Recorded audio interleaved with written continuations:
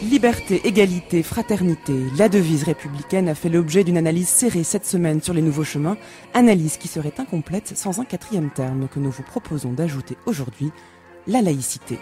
Pour en parler avec nous, j'ai le grand plaisir d'accueillir la professeure de théorie politique à l'Université de Londres, auteure de Français, encore un effort pour être républicain, publié au Seuil, Cécile Laborde. Bonjour à vous. Bonjour. Et bonjour au public lillois, venu nombreux pour assister à cette rencontre dans le Palais des Beaux-Arts où se tiennent les rencontres annuelles du festival Cité Philo, des rencontres exceptionnelles à tous égards et qui donnent la parole aux meilleurs des philosophes contemporains, conviés à réfléchir chaque année autour d'un thème. Cette année, la République et l'universel, ça fait 2, et c'est avec joie que nous nous sommes associés, comme chaque année donc, à cette programmation.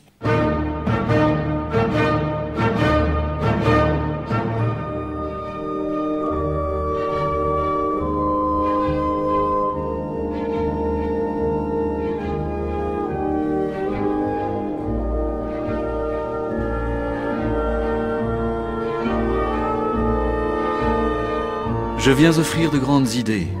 On les écoutera, elles seront réfléchies. Si toutes ne plaisent pas, au moins en restera-t-il quelques-unes. J'aurai contribué en quelque chose au progrès des Lumières et j'en serai content. Je ne le cache point, c'est avec peine que je vois la lenteur avec laquelle nous tâchons d'arriver au but. C'est avec inquiétude que je sens que nous sommes à la veille de le manquer encore une fois. Croit-on que ce but sera atteint quand on nous aura donné des lois qu'on ne l'imagine pas? Que ferions-nous des lois sans religion? Il nous faut un culte, et un culte fait pour le caractère d'un républicain, bien éloigné de jamais pouvoir reprendre celui de Rome. Dans un siècle où nous sommes aussi convaincus que la religion doit être appuyée sur la morale, et non pas la morale sur la religion, il faut une religion qui aille aux mœurs, qui en soit comme le développement, comme la suite nécessaire, et qui puisse, en élevant l'âme, la tenir perpétuellement à la hauteur de cette liberté précieuse dont elle fait aujourd'hui son unique idole. Si malheureusement pour lui le français s'ensevelissait encore dans les ténèbres du christianisme, d'un côté l'orgueil, la tyrannie, le despotisme des prêtres vissent toujours renaissant dans cette horde impure, de l'autre la bassesse, les petites vues, les platitudes des dogmes et des mystères de cette indigne et fabuleuse religion, en émoussant la fierté de l'âme républicaine, l'aurait bientôt ramené sous le joug que son énergie vient de briser.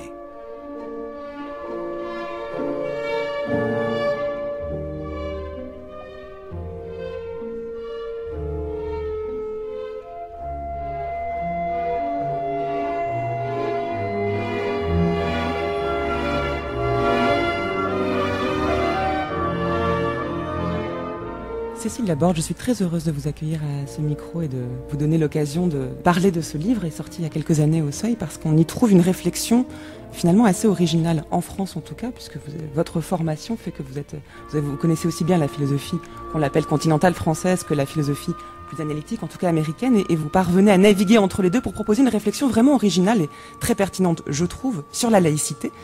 Nous venons d'entendre un texte de Sade, difficile de ne pas y penser quand on lit le titre de votre livre, Français encore en effort pour être républicain. Le texte de Sade qu'on trouve inséré, ce pamphlet qu'on trouve inséré dans La philosophie dans le boudoir, s'appelle lui Français encore en effort si vous voulez être républicain. Et vous, c'est pour être républicain. Est-ce qu'il y a une différence entre les deux? C'est une manière de vous démarquer de Sade ou de lui rendre hommage? Alors la raison pour laquelle le titre est plus court est simplement que le titre plus long ne rentrait pas sur la page de couverture du Seuil. Mais sinon, effectivement, la phrase de Sade m'a inspirée parce qu'il me semblait que c'était un bon slogan. Cela dit, je me démarque de ce que dit Sade sur pas mal de points. Donc, pour reprendre ce texte que je redécouvre après plusieurs années à l'instant, il y a trois choses qu'il dit, et je vais en reprendre 2. La première chose qu'il dit, c'est qu'il y a des idéaux républicains. La deuxième chose qu'il dit, c'est que ces idéaux, on a la question de comment les mettre en pratique, la réalisation. La question proprement politique et institutionnelle de la mise en pratique d'idéaux assez abstraits. Et le troisième problème qu'il soulève, c'est le problème fondamental dans l'émergence du républicanisme français, c'est celui des relations entre républicanisme et religion. Évidemment, il écrit dans un contexte qui est pré-laïque, donc ce qu'il dit sur les liens entre la religion civile, le catholicisme et la République ont, à mon sens, été dépassés par la laïcité à partir de la fin du XIXe siècle. Donc moi je m'intéresse à la laïcité moderne et non la laïcité telle qu'on pouvait la concevoir à la fin du XVIIIe siècle. Pour reprendre peut-être la problématique générale du livre, puisque le titre n'est qu'une accroche, hein, le titre de mon livre en anglais est différent, c'est le républicanisme critique. Donc oui, parce que ce livre en version française n'est qu'une partie de votre livre écrit originalement en langue anglaise. Mais il possède quand même l'avantage d'avoir le titre même de républicain. Et donc vous, c'était républicanisme critique. Est-ce qu'on peut quand même définir ce que vous entendez ici par le républicanisme ? Alors, en général, ce qui m'intéresse dans la pensée républicaine, c'est que c'est une pensée de la citoyenneté et qui lie ensemble les trois idéaux de la devise française, liberté, égalité, fraternité, et dans une conception de la citoyenneté qui est une conception laïque de la citoyenneté. Donc je conçois la laïcité non pas comme une doctrine étroite du management du religieux par l'État, mais une philosophie public beaucoup plus large qui reprend à son compte les trois idéaux de liberté, égalité, fraternité. Alors pourquoi ce titre et pourquoi faut-il être critique ? Il y a deux thématiques qui m'intéressent. Donc et c'est vraiment la même question de laquelle part Sade, c'est-à-dire on a ces principes auxquels nous tenons, liberté, égalité, fraternité, comment les réaliser ? C'est vraiment la question. Et j'essaie dans le livre de montrer à la fois que pour réaliser les principes abstraits du républicanisme, il faut faire aussi de la théorie sociale, c'est-à-dire il suffit pas d'appliquer des principes décontextualisés ou abstraits à une réalité sociale, et d'autre part qu'il faut mettre en questionner le contexte culturel et parfois national dans lequel des principes universels s'inscrivent. Donc il y a deux idées que je voudrais évoquer pour cadrer un peu les questions. Le premier, c'est les relations entre les principes et les valeurs, ou les principes universels, disons, et les cultures particulières, ou la culture particulière française. Et le deuxième problème, c'est l'articulation entre les principes et les réalités sociales. Donc, sur le premier point, pourquoi il me semble qu'on pourrait être plus républicain qu'on ne l'est ? Il me semble qu'il y a une confusion qui s'est aggravée dans les dernières années entre des principes universels, d'une part, l'égalité entre les hommes et la femme, la neutralité religieuse de l'État, le principe des droits de l'homme, ça c'est des principes universels qui sont des principes républicains valables, valides dans le monde entier. Et d'autre part, leur inscription dans des cultures particulières, qui peuvent être des cultures britanniques, des cultures françaises, des cultures de différents types, des cultures nationales, et qui font que on en vient parfois à confondre ce qui relève de l'universel et ce qui relève du culturel, disons. Et ça, c'est assez frappant, me semble-t-il, à pas mal de débats français où on a tendance à assimiler le républicanisme universel à la culture franco-française. Donc on a tendance à dire qu'on ne peut pas être vraiment républicain si on n'a pas des choix alimentaires ou des choix vestimentaires ou des choix de religion ou des choix de sexualité qui se conforment au modèle, disons, dominant de la société majoritaire. Donc ce qui m'inquiète un peu, la raison pour laquelle il me semble que le républicanisme a un peu perdu sa boussole, c'est qu'il devient une sorte de communautarisme national, une sorte de nationalisme culturel, et ça me paraît être dommage pour le républicanisme. Parce que, en France, en France, ouais, parce que ça ne devient qu'une idéologie relativiste à ce moment-là, qui ne parle plus à l'universel. Donc c'est la première chose qui m'interpelle, disons, et à laquelle je voulais répondre dans le livre. Le deuxième thème de réflexion, c'est la relation entre le principe général, le principe abstrait, l'égalité, la liberté, la fraternité, et les réalités sociales, dans lesquelles on applique ces principes. Et comme tous les marxistes le savent, quand on applique des principes abstraits universels à une société qui est elle-même très inégalitaire ou divisée par des divisions de classe, des divisions de genre profondes, l'application décontextualisée de principes abstraits ne fait que renforcer et aggraver ces différences. Et il y en a plusieurs aspects de ce phénomène dans l'application de la pensée républicaine en France que je discute dans le livre, et je peux m'y étendre si vous le souhaitez. Mais alors, donc, si on s'intéresse particulièrement à l'articulation entre, disons, d'un côté des normes abstraites, même des principes, des valeurs, les trois termes ne sont pas identiques, mais les trois rencontrent le même problème, on peut leur faire le même procès d'abstraction, et des faits sociaux. Puisqu'en réalité, c'est ça, vous essayez de tenir le juste milieu entre ces deux extrêmes-là. Comment peut-on proposer, dans une forme de réflexion, qui prenne en compte à la fois la validité d'un principe abstrait, on va retenir le terme de principe, et des faits sociaux. C'est-à-dire qu'il y a une telle diversité d'application de ces principes-là que c'est difficile de ne pas devenir sceptique en se disant mais ce n'est qu'un idéal. La liberté, la fraternité, l'égalité et même la laïcité ne sont que des idéaux vers lesquels nous ne pouvons que tendre au mieux, puisque la vie politique est telle que de toute façon on ne peut pas les appliquer réellement. Comment est-ce que vous défaites ce problème-là ? Non, c'est la question essentielle du livre et c'est le problème méthodologique à laquelle j'essaye de réfléchir. Et une des notions qui m'intéresse, c'est précisément la notion de non-domination. Parce qu'elle est moins abstraite. De non-domination. De non-domination. Donc j'essaie de réinterpréter les 3 idéaux du républicanisme français, liberté, égalité, fraternité, à la lumière d'un idéal républicain qui a été conçu dans un autre espace culturel, en l'occurrence en Amérique du Nord, en Irlande et en Australie, par un philosophe d'origine irlandaise qui s'appelle Philip Pettit et qui enseigne à l'université de Princeton.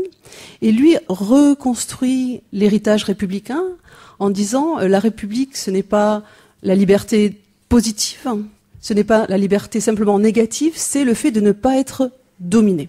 Donc c'est ce qu'on appelle le principe de non-domination.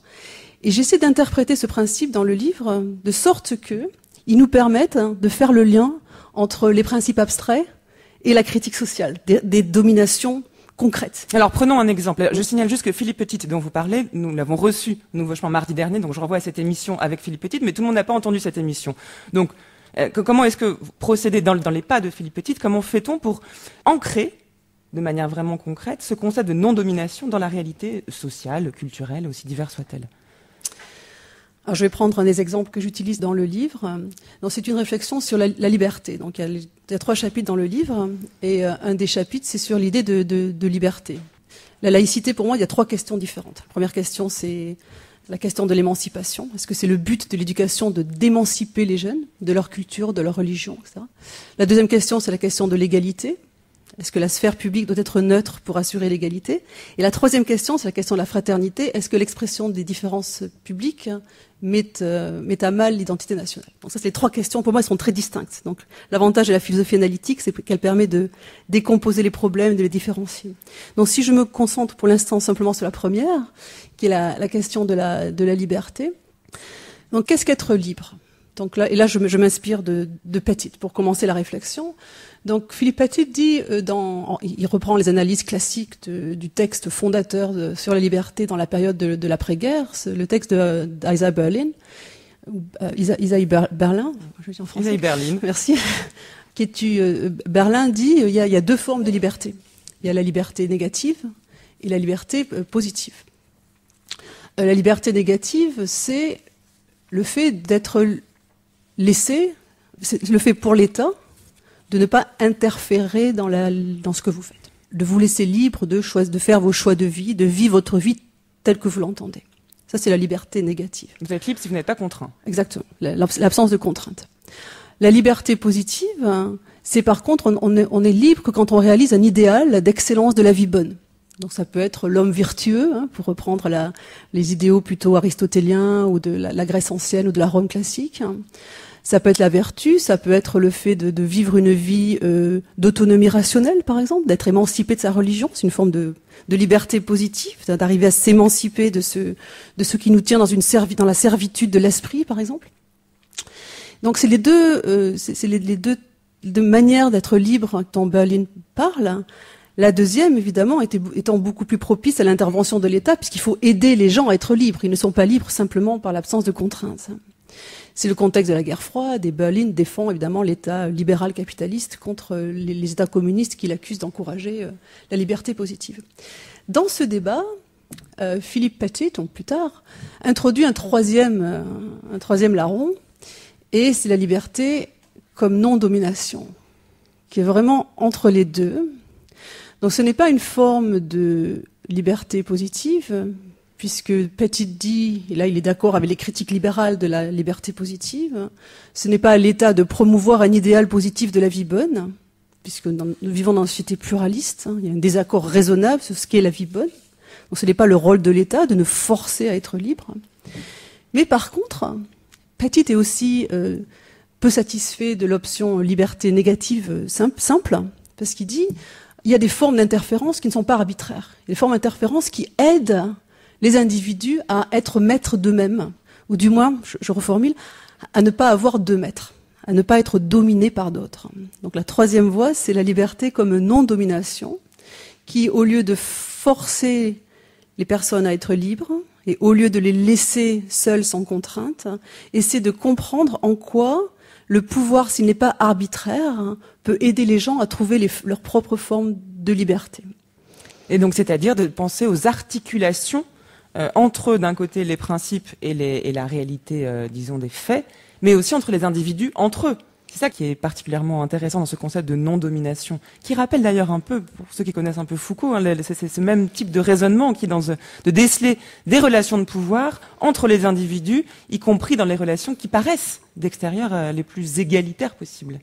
Exactement, et c'est précisément l'aspect de la pensée de Philippe Petit qui m'a paru la plus fertile et que j'ai voulu développer. Petit est beaucoup plus intéressé par le pouvoir de l'État que par les pouvoirs sociaux. Il en parle, mais il n'a pas beaucoup développé.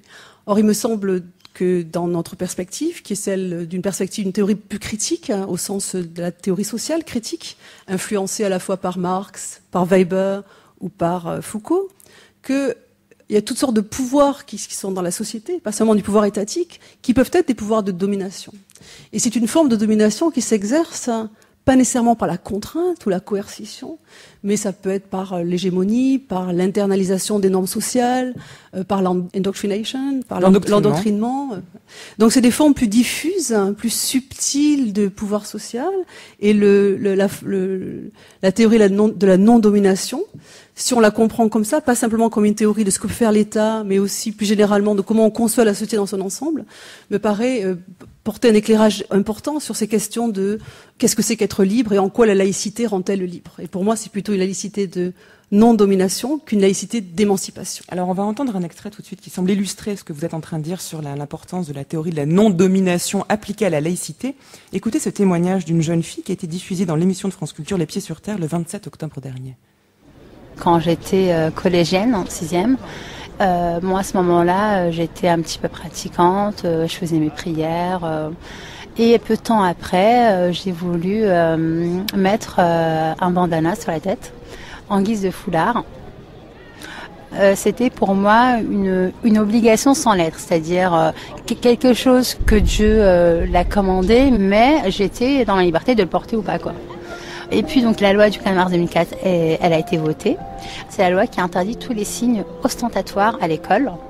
Donc je fais ma rentrée en 5e. Je franchis le portail et là, je trouve toute une équipe pédagogique qui m'attend de pied ferme. Donc il y avait le proviseur adjoint, un CPE, une prof et une surveillante. Alors commence un discours très solennel du proviseur, vraiment. Je comprenais d'ailleurs pas la moitié de ses mots. Il a cité plein d'articles de loi. Enfin, il m'a fait un petit rappel des valeurs de la République. De ce que c'est être citoyenne française. Il m'a parlé de l'égalité également, que les garçons ne portaient pas de couvre-chef et que pourtant les filles portent, que je ne devrais pas le porter. Enfin, il m'a fait la morale. J'ai été dans l'opposition parce que je trouvais ça injuste. Ce qui est marrant, c'est que la surveillante, c'était la seule qui était d'origine maghrébine comme moi, très gentille, très douce. Et moi, elle me disait, écoute, la religion, c'est dans le cœur. Ce que tu fais, tu crois que c'est bien, mais en fait, c'est pas bien.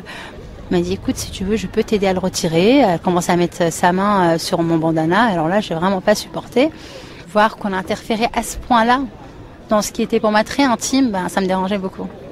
C'est frappant de voir les termes employés par cette jeune fille, Cécile Laborde, qui semble vraiment, là, pour le coup, illustrer ce que vous disiez. On ne sait pas ce qu'est le pire, en réalité, que ce soit l'espèce de domination paternaliste des représentants de l'État qui pensent mieux savoir ce qu'il faut faire, ou celle qui, au contraire, se présente comme étant son égale, qui la comprend bien et qui, en la touchant, enfreint elle parle d'intimité et donc établit une forme de domination sur elle. Oui, tout à fait. C'est un témoignage qui est très, très intéressant et je crois très, très typique. Et je dois dire que dans le livre, je défends le républicanisme tout en étant très critique de la loi de 2004 qui interdit le port de signes religieux à l'école. Il me semble qu'il n'y a absolument aucune justification pour toutes sortes de raisons pour cette forme de domination, une forme de domination. Et on voit bien que cette jeune femme est une musulmane française libre. Et elle parle avec cette liberté et elle a très bien compris et conceptualisé ce qui lui arrivait. Et je pense que de dire que c'est une fille soumise ou qu'on doit libérer de l'emprise d'un patriarcat, c'est faire toutes sortes d'hypothèses et de spéculations qui là pour le coup ne sont pas inscrits dans aucune théorie, dans aucune réalité sociale. Alors au nom de quoi contestez-vous cette loi de 2004 qui interdit le port des signes religieux à l'école? Est-ce parce que justement c'est une intervention trop importante de l'État? Ou alors c'est parce qu'elle ne s'adresse qu'à un certain type de religion et pas à une autre? Alors, il y a 3 raisons différentes. Celle de la liberté, l'égalité, la fraternité. Puisqu'on était sur le thème de la liberté, il me semble que ce qui est absolument crucial dans une république, c'est l'éducation à l'autonomie. Je crois que tous les enfants, les musulmans, les juifs, les chrétiens, les athées, tous les enfants d'où qu'ils viennent, doivent aller à l'école laïque. Je crois que l'école doit être laïque. C'est le but de l'inclusion républicaine dans une sphère publique qui accueille tous les enfants. Mais il faut qu'elle accueille les enfants comme ils sont. Et le but de l'éducation, un des buts, c'est l'apprentissage de l'autonomie. C'est-à-dire que l'école nous a donné à tous les outils pour être autonome. Mais évidemment, le sens même d'un outil, c'est qu'on ne peut jamais être forcé à l'utiliser. Vous avez une boîte à outils. Vous avez toutes sortes de choses dans votre boîte à outils et vous décidez d'utiliser certaines choses ou pas. Moi, j'ai aucune envie dans tous les moments de ma vie d'être toujours complètement autonome et de me détacher de ma famille, de mon sens de mes obligations professionnelles, de ce que je crois faire partie de moi, de ma religion, de mes croyances éthiques. Ça fait partie de moi. Je veux pas être autonome en permanence par rapport à elle. Par contre, ce que je veux, je crois, ou du moins ce qu'on doit être en mesure d'offrir à tous, c'est la capacité d'autonomie. Et ensuite, chacun fait un choix de savoir dans sa vie comment utiliser cette capacité-là. Donc, c'est un peu comme ça que je résous le dilemme. Je dis que l'école, c'est un sanctuaire où on fait l'apprentissage de l'autonomie, mais on ne force pas les gens à être autonomes d'une manière particulière par rapport à une autre manière. Je crois que chacun définit les voies de sa propre liberté, et le refus de la religion n'est pas une forme d'autonomie supérieure à l'acceptance d'une vie de piété. Mais comment on enseigne l'autonomie ? Simplement par l'apprentissage des disciplines de l'école. C'est pas seulement dans les cours de philosophie qu'on apprend l'autonomie. Je crois que c'est simplement l'apprentissage de la vie en commun scolaire, l'apprentissage de la discipline scolaire, est en soi, en lui-même, un apprentissage de l'autonomie. Le fait de se rendre compte qu'il n'y a pas qu'un mode de vie, qu'il n'y a pas qu'une religion, qu'il n'y a pas qu'une culture, qu'il y a une pluralité de choix qui sont possibles dans le monde extérieur à l'école. Ça, en soi, c'est un apprentissage à l'autonomie, me semble-t-il. D'où l'importance de l'école publique ouverte à tous et laïque. Parce que c'est que dans ce type d'école-là que les enfants sont ensemble, qui peuvent se rendre compte de la diversité des modes de vie et des choix de vie qu'on peut légitimement faire, et d'apprendre que, in fine, ce sera leur choix à eux, ce sera leur manière à eux de choisir ce qu'ils veulent faire après. Et est-ce que là, on ne peut pas vous objecter de retomber dans une forme d'idéalisme, que la réalité à l'école notamment, mais aussi la réalité entre les élèves eux-mêmes, culturellement, socialement, économiquement, est bien différente et n'est pas propice à la formation d'une autonomie. Oui, c'est ce que je me disais aussi en relisant rapidement mon livre hier. C'est vrai que le chapitre sur l'autonomie, c'est vrai que la discussion philosophique sur l'éducation, elle a tendance à très très vite devenir abstraite et à idéaliser le lieu scolaire. Ça, c'est vrai. En même temps, il faut avoir des idéaux pour savoir ce qu'on cherche à faire. Donc, mais ce que j'essaie de montrer aussi, c'est que la non-domination, dans le sens, sur ce thème de la liberté, elle ne se fait pas simplement à l'école. Donc, j'essaie aussi de montrer que il faut aussi donner une voix. Donc, j'ai toute une conception de ce que c'est qu'être libre dans sa communauté. Et c'est pas nécessairement d'en sortir, mais c'est d'avoir une voix. Donc c'est l'idée de voice et non pas l'idée de exit. Et ça me paraît assez compatible, encore une fois, avec l'idée de non-domination de Pettit. L'important, c'est pas de libérer les gens des formes de pouvoir ou de communauté auxquelles ils sont soumis, c'est de faire en sorte qu'ils aient les moyens de résister aux entreprises arbitraires d'emprise sur eux. Alors là, vous dites « il » au pluriel, mais ce que vous faites très bien dans votre livre, c'est de disséquer ce qu'on entend par ce « il » commun et de montrer que, en réalité, les différents individus, aussi les différentes communautés, les différentes religions présentes dans la collectivité ne sont pas du tout mises sur un pied d'égalité. Que le problème, selon vous, de la loi de 2004, c'est bien qu'elle présente comme une forme de neutralité objective, ce qui est en fait une manière peut-être de se dédouaner, enfin c'est beaucoup plus compliqué que ça, hein, mais qui trahit, en fait cette loi trahit le fait que les religions en France ne sont pas toutes considérées de la même façon, selon vous, Cécile Laborde. Donc c'est tout à fait, c'est les thèmes que je traite dans la partie sur l'égalité.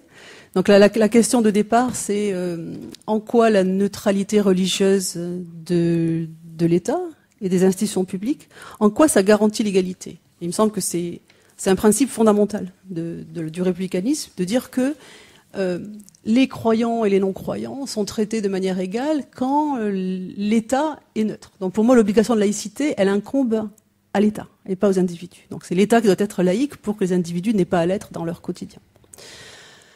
Ensuite, la question, c'est qu'est-ce que ça veut dire pour une sphère publique d'être neutre et d'être neutre sur le plan religieux.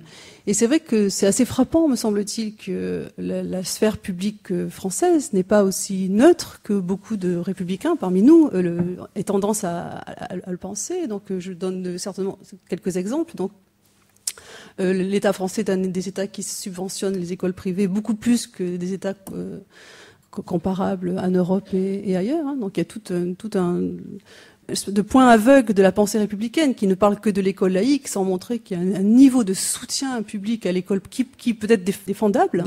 Je ne vais pas rentrer dans ce débat ici, c'est l'école publique et l'école privée, mais on parle de l'école comme s'il n'existait que des écoles publiques et laïques, alors que ce n'est pas le cas.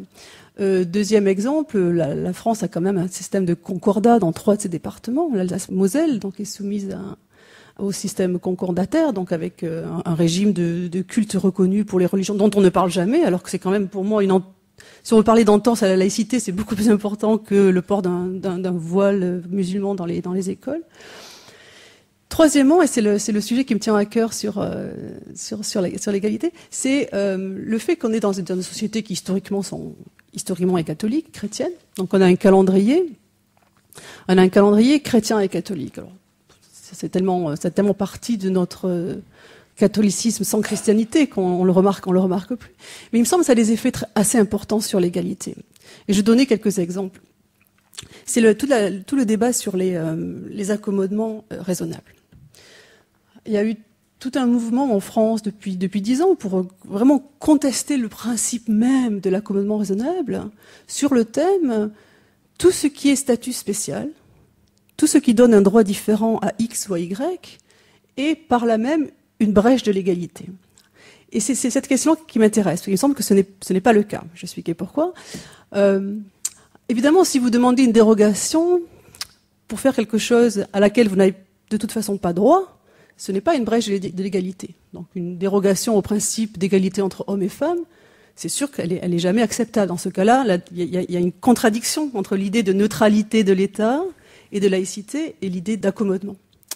En revanche, si on demande une dérogation à quelque chose qui n'est pas un principe fondamental, qui n'est pas un principe de droit de base, qui n'est pas un principe d'égalité entre hommes et femmes, si on demande une dérogation à quelque chose qui relève du culturel et non pas de l'universel. Exemple, une demande d'autorisation d'absence pour motif religieux. Il me semble que c'est une erreur de dire que c'est une demande de statut spécial.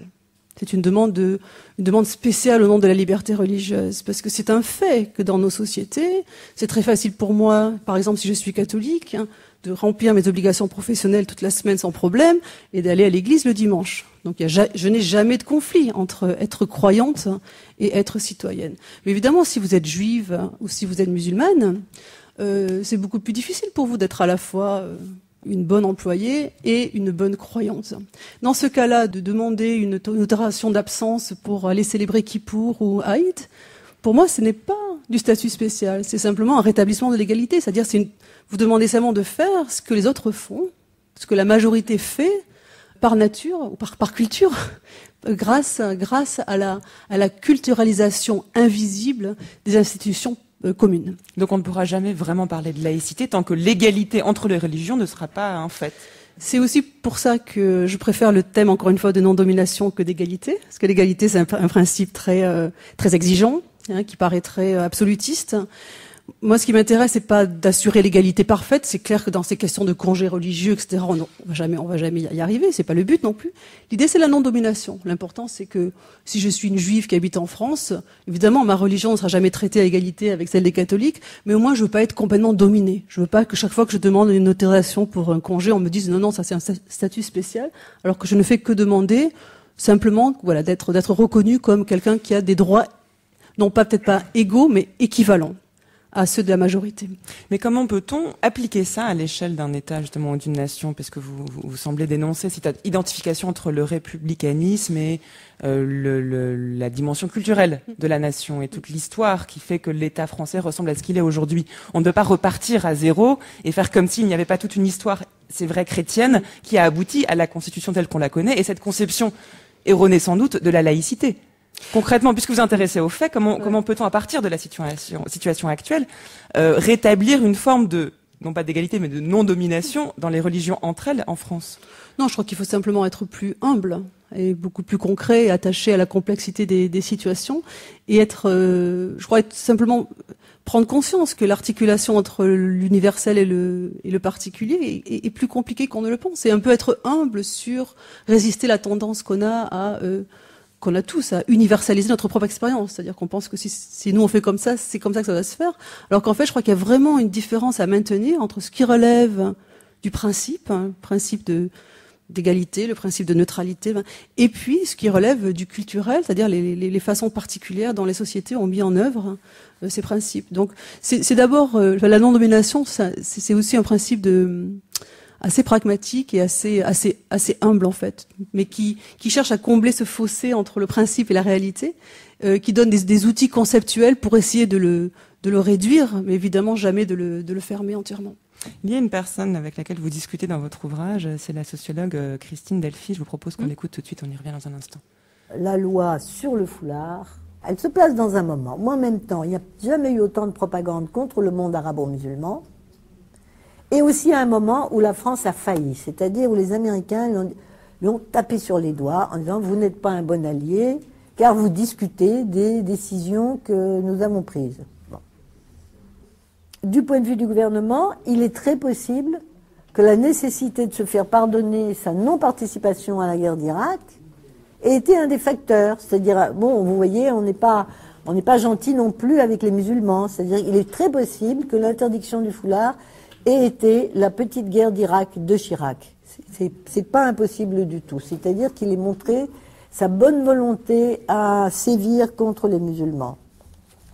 À qui est-ce que cette loi s'applique? Elle s'applique non pas aux immigrés qui sont ex-colonisés, c'est-à-dire aux gens qui viennent d'Algérie, du Maroc ou de Tunisie et qui ont été colonisés, elle s'applique à leurs enfants.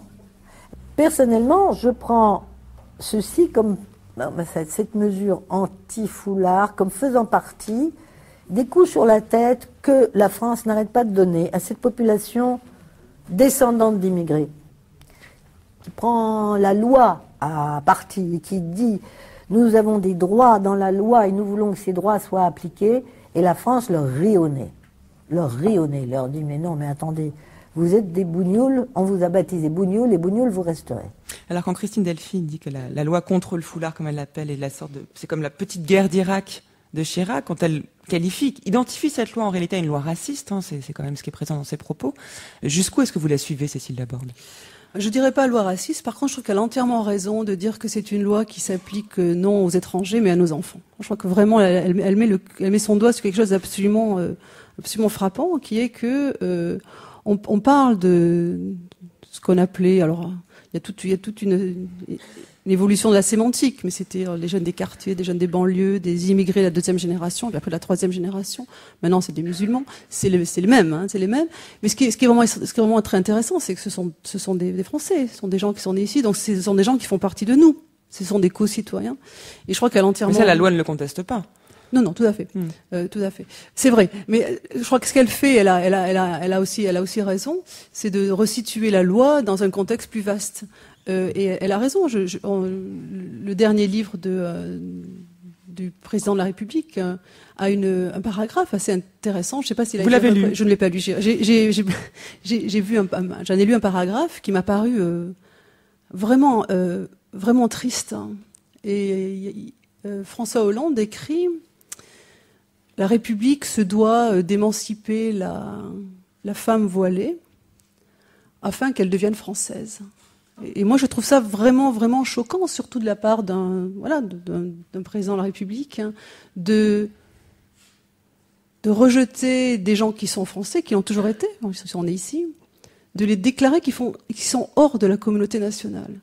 Donc c'est vrai, la loi ne dit pas tout ça, mais il y a quand même tout un contexte sémantique autour de la loi qui fait qu'il y a vraiment une frontière entre eux et nous, où le nous est construit de manière, pour le coup, vraiment communautariste, c'est-à-dire que on met en doute ou on pose des questions sur l'appartenance nationale des musulmans, et ça me paraît une dérive qui remonte à loin, qui s'est aggravée, bon, en partie parce que la laïcité a été reprise par l'extrême droite, mais donc je crois que Christine Delphi a raison de souligner ces effets de langage qui sont malheureusement plus que des effets de langage. C'est-à-dire que la laïcité serait une espèce de terrain où s'affronteraient des contradictions qui la dépassent complètement. En l'occurrence, là, si c'est la petite guerre en Irak de Jacques Chirac, c'est l'État qui règle des comptes avec lui-même ou avec des adversaires réels mais qui ne sont pas français, dans ces lois qui font semblant d'établir une égalité alors qu'en fait elles sont que l'expression d'une rancœur ou d'une espèce de culpabilité. Oui, c'est difficile de maintenir les discussions sur la laïcité sur le plan philosophique. On le voit très vite dès qu'on commence à parler de ces questions-là, précisément parce que oui, ça devient un peu des cadres vides, des termes qui deviennent des slogans, qui sont un peu incantatoires, que tout le monde utilise pour régler ses propres comptes. Oui, on est obligé de le ramener à la réalité, sinon ça n'a pas tellement d'intérêt, sinon on fait des mathématiques. Et donc, sur le rôle même de l'État, c'est-à-dire quelle conclusion est-ce que vous tirez de ça? C'est que bon, il y a une manière, il faut arriver à accommoder d'un côté les idéaux, de l'autre la réalité pratique. La façon qu'a l'État français de le faire actuellement n'est pas pertinente dans la mesure où finalement les lois sur la laïcité semblent être une manière de régler des comptes qui dépasse complètement le cadre de la laïcité. Qu'est-ce qu'il faut faire? Donc on autorise toutes les religions à l'école, on abolit la loi contre les signes ostensibles de religion dans les écoles, et tout ira bien? Bon, je ne dis pas ça. Autoriser toutes les religions à l'école, donc moi je défends l'école publique laïque. Donc, ou les interdire toutes. Enfin, c'est l'école qui est laïque. L'école elle-même est laïque. Si elle enseigne le religieux, c'est simplement un enseignement du fait religieux. Et dans ce cas-là, effectivement, il faut qu'elle enseigne toutes les religions. Mais dans le cadre de l'étude de l'histoire ou de l'étude... Bon. L'école accueille tous les enfants, tels quels qu'ils soient. Je ne sais pas si c'est ça que vous vouliez dire quand vous disiez l'école accueille toutes les religions. L'école publique accueille tous les enfants. Mais l'obligation de laïcité, elle échoue, elle incombe à l'institution elle-même. C'est elle qui doit être laïque. Donc les enseignants, l'institution elle-même, les élèves eux-mêmes n'ont pas d'obligation de laïcité. Parce que ça serait équivalent à dire vous devez en effet être athée. Or, c'est dans une société démocratique, ce ne sont que les institutions qui doivent être laïques et non pas les citoyens.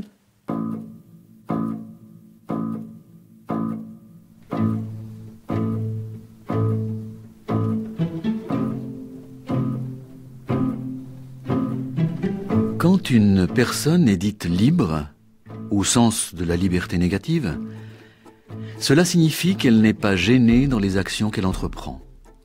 Elle ne subit pas de coercition ou d'obstruction intentionnelle. C'est-à-dire qu'elle jouit d'une absence d'interférence de ce type. Quand une personne se trouve dans une situation de non-domination, cela veut dire qu'elle n'a pas à souffrir d'interférences arbitraires dans ses actions. C'est-à-dire que les autres personnes ne sont pas en mesure d'influencer de la sorte ses actions. La contrainte dont elle est exempte ne renvoie pas à n'importe quel type d'interférence, mais seulement à l'interférence arbitraire. Et cette exemption n'implique pas simplement l'absence d'interférence, mais l'incapacité dans laquelle se trouvent les autres de la mettre en œuvre, soit, en d'autres termes, l'absence résiliente d'interférence.